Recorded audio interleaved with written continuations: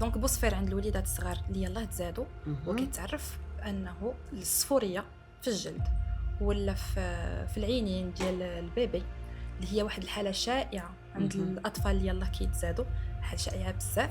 ما كنهضروا على بوصفير عند الوليدات الصغار كحاله مرضيه. في اهم. واحد الحالات اهم. فاش كنشوفوا بوصفير ظهر في البيبي في 24 ساعه الاولى، دونك بحال اي مرض اللي كنشوفوه التحليلات كنديروا تحليله ديال الدم. اهم. كنديروا تحليلات ديال الدم، كنقدروا نعبروه بواحد لاباغي ابار، ولكن التاكيد ديالو كيكون التحليله ديال الدم اللي كتعطينا النسبه ديال البيليروبين في الدم بالضبط شحال. دونك بالنسبه للبوصفير اللي عنده علاقه بالرضاعه الطبيعيه كيف ما كنسمع، كاين بوصفوريه عندها علاقه بالرضاعه الطبيعيه وفوقاش كنهضروا عليها. اهم. واحد كاين نوع ديال البوصفير اللي كيظهر من بعد جينيرالمون من بعد اليوم السابع، واللي كيبقى مده طويله، اهم. واللي كيكون معاه البيبي بصحه جيده، واللي كيكون جميع الاسباب ديال البوصفير اللي كيطول ما كاينينش. كنقلبوا البيبي كلشي مزيان، ولكن كيرضع 100% من الام ديالو الأم ديالو. وكيبريزونتي لينا داك بوصفير. في هذه الحاله باش كنتاكدوا اهم. كنقدروا نبروبوزيو على لا مامون انها تسخن الحليب ديالها في ان بان ماري في حمام مريم وتبدا تعطي للبيبي. الا بدا كينقص الصفوريه كنتاكدوا ان هذا بوصفير اللي عنده علاقه بالرضاعه الطبيعيه. ولكن في جميع الحالات ما كنمنعوش الرضاعه الطبيعيه لان ما كيكونش فيه اذى على البيبي. مشاهدي الكرام، مرحبا بكم في حلقة جديدة من برنامج كلام في الصحة، دائما مع أطباء من مدينة فاس كيمتازوا بالعلو الكاعب في الميدان الصحي، ودائما البرنامج للتوعية أكثر بالكثير من الأمراض من مختلف التخصصات. اليوم كنعاودوا نتلاقاو بالدكتورة دنيا الجامعي. بارك الله عليك، الله يبارك فيك. سعداء بالاستقبال ديالك مرة ثانية في شكرا برنامج كلام في الصحة. وكاين دابا نهاية البرد، الأطفال بزاف اللي كيمرضوا في هاد البرد، كاين حالات كثيرة. بالضبط تماما. ايوا نهلا يخطيكم عليهم. لاله دنيا، بغيت نناقش معاك هذا النهار واحد لو تيم مهم جدا كيصيب لي نوفوني لي بيبي اللي عاد تولدوا، وهو بوصفير. نعم. هو واحد المرض اللي شائع جدا جدا، فبالتالي احنا نحاولوا ان شاء الله نلموا بجميع النقاط اللي كتخصو.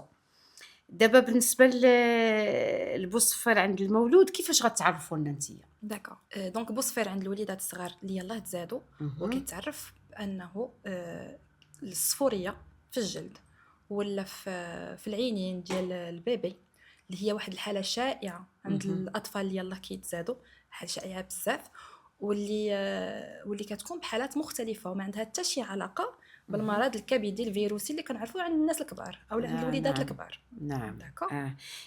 اذا هو مرض ولا غير حاله دايزه؟ دونك في اغلب الحالات كتكون حاله فيزيولوجيه كتبان عند المواليد الجدد ما بين النهار الثاني او الثالث، وكتبدا تنقص شويه بشويه في اسبوع او في اسبوعين، وهي كتكون ناتجه على الكبده ديال البيبي اللي كتكون مازال ما كبرات سوفيزامون، وعلى النسبه ديال الكريات الحمراء اللي عند البيبي كتكون كثيره. دونك التكسير ديالهم كيطلع لنا من نسبه البيليروبين في الدم. دونك كتكون حاله فيزيولوجيه في اغلب الحالات. في اغلب الحالات. وفوقاش كنقدروا نهضروا على شي حاله خطيره، يعني ماشي غير فيزيولوجيه؟ داكور. دونك ما كنهضروا على بوصفير عند الوليدات الصغار كحاله مرضيه. في واحد الحالات فاش كنشوفوا بوصفير ظهر في البيبي في 24 ساعه الاولى. في 24 ساعه الولاده ديالو دائما في 24 ساعه الاولى لا ظهر في البيبي بوصفير هي حاله مرضيه. نعم. داكور. ثانيا هي الحاله فاش كيكون بوصفير كيبان مجهد بزاف في العين المجرده عند الاباء وعند الناس، يعني غير تشوفوا يبان، غير كتشوفوا كيبان لك البيبي صفر. داكور. حاله اخرى هي فاش البيبي كيبان مرخي ما كيرضعش عيان ناعس طول الطون، حتى هذه حاله ماشي طبيعيه. داكور. والحاله الاخيره هي فاش كيكون بوصفير فات لينا المده ديال 2 اسابيع ومازالش. في الحاله الطبيعيه نورمالمون كيبان في النهار الثاني النهار الثالث وكيبدا يزول تدريجيا في حدود اسبوعين. نعم. اذا الا مازالش كيطرح مشكل، كيولي مشكل واحد اخر، كنقلبوا على السبب. البيبي ماشي دائما، في اغلب الحالات ما كان اوسبيتاليزيوش البيبي دائما، يعني على حسب الحاله والسلام. على حسب الحاله. شنو هي الاسباب دكتوره دنيا اللي كتؤدي اللي كيجي بها هاد بوصفر، سورتو بوصفر اللي غادي يبقى ولا غادي يبان بعد مرض. 24 ساعه. داكوغ. دونك بالنسبه كنهضروا دابا في هذه الحاله على الحالات المرضيه، الحالات الحالات المرضيه. المرضيه اللي كتسبب لنا بوصفر عند الوليدات الصغار. الحالات المرضيه كاهم الاسباب عندنا عدم تطابق الفصائل ديال الدم بين الام والطفل ديالها. مثلا الام اللي كتكون الفصيله ناقص مع البيبي ديال الفصيله زائد، او لا الام اللي كتكون من الفصيله او مع البيبي ديال الفصيله ا ولا بي. نعم. داكوغ.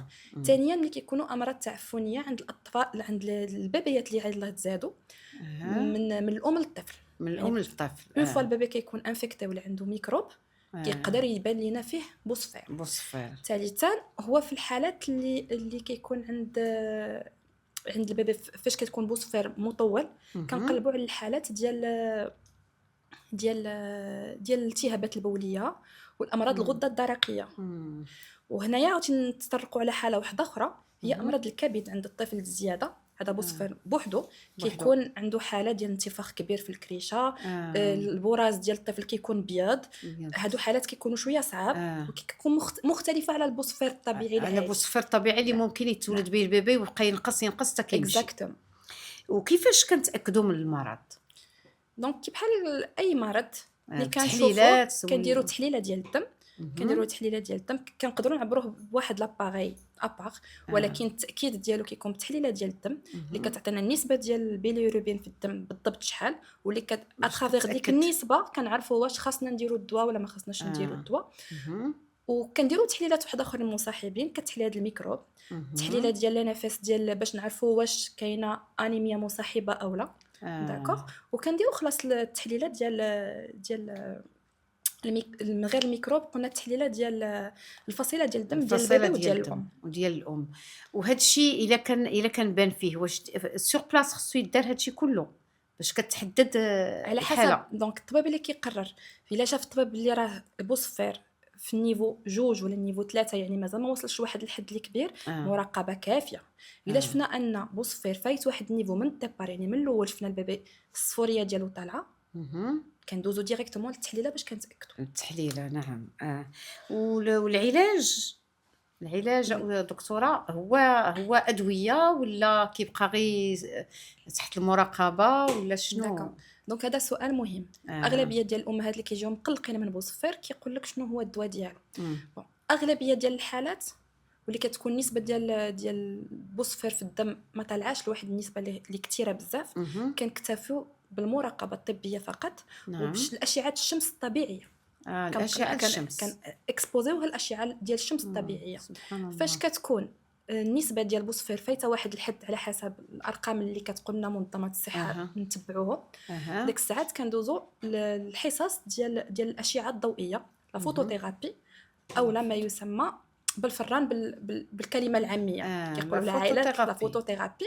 دونك هي واحد الآلة فيها الضوء ديال الشمس ولكن بطريقه مكثفه. داكوغ. دونك لا لوميير بلو، واللي كتخلي انها تمتص لينا ديك بوصفير اللي زايد من الجلد اترافيغ ديك لا لوميير. داكوغ. دونك هي كيكونوا واحد 6 ساعات حتى 8 ساعات. دونك البيبي كيقدر يخرج في نهارو الا كان البيبي كيرضع مزيان وما عنده حتى شي اعراض. داكوغ. نعم. قليل الحالات اللي كنحتاجوا ندوزو لادويه متخصصه وادويه كبارين والمستشفيات في حالات اللي شويه كتكون متقدمه. الدول البلديه، حيت راه كاين اللي كيداوي البوصفير بالدول البلديه. الدول البلديه ما منصحش به نهائيا، ما عند حتى شي علاقه الدول البلديه والكويان. حيت كاين اللي كيدير هذا الشيء. علاش الناس عندهم هذه الفكره على الدول البلديه كيحل المشكل؟ لان بوصفير في اغلب الحالات ديالو كيداوى راسو.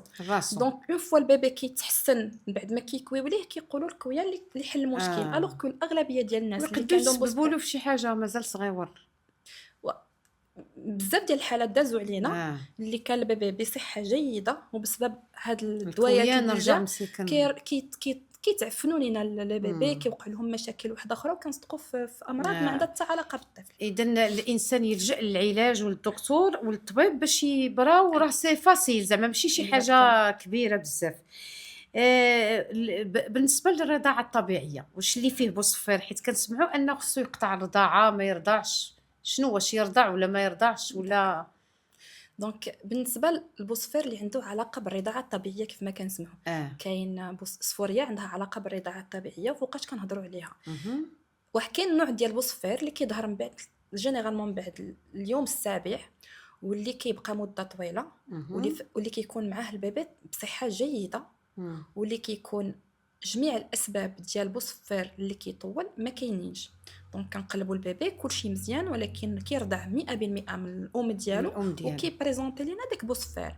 في هذه الحاله باش كنتاكدوا كنقدروا نبروبوزيو على لا مامون انها تسخن الحليب ديالها في ان بان ماغي في حمام مريم وتبدا تعطي للبيبي. الا بدا كينقص الصفوريه كنتاكدوا ان هذا بوصفير اللي عنده علاقه بالرضاعه الطبيعيه. وي. ولكن في جميع الحالات ما كنمنعوش الرضاعه الطبيعيه لان ما كيكونش فيه اذى على البيبي. وفيها لي زونتيكور، بالعكس هي غادي تزيد نعم.